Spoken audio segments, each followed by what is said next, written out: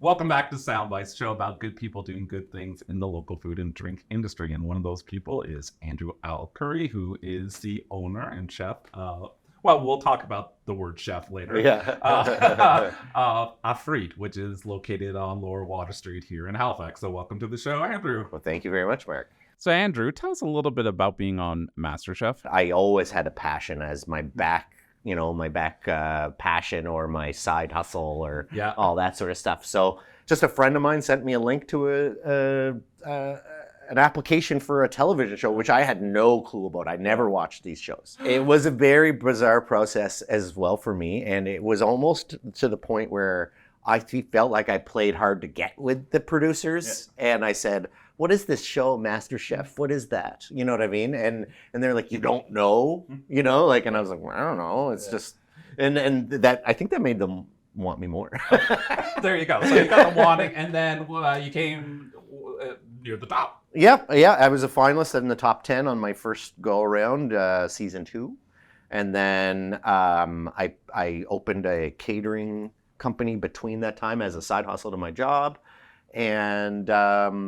And then I opened a restaurant in between, in that time. And I said, I threw my career to the wind and I said, you only live once.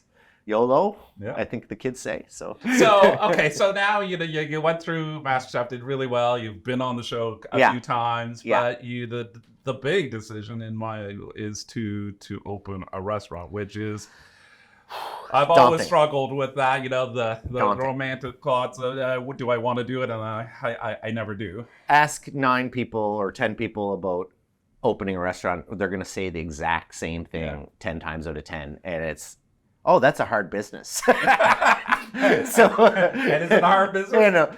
Yeah, it is. At the best times, it's a hard business. And now it's a whole different business. Yeah. A fun fact about me, particularly, I always worked in food on the backdrop. I worked in catering. I worked in dishwashing, all that sort of stuff. I came up the normal way, but never worked one day in a restaurant before I opened this restaurant.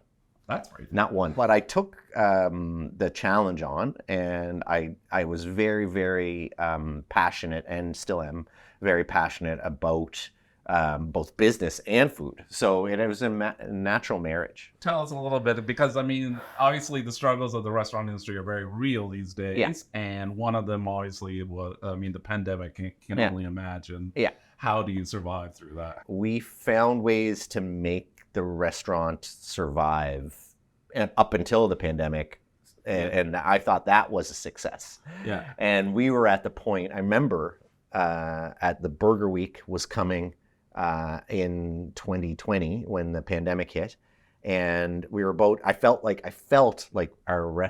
my restaurant was about to explode. I felt like we were gaining traction, and then doors shut.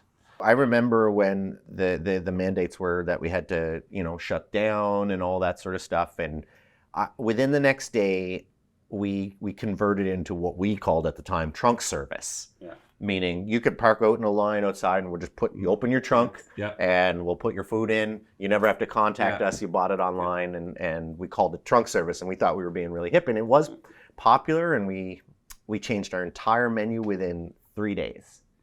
So we went from being a mid to fine dining restaurant to a takeout burger joint within 3 days.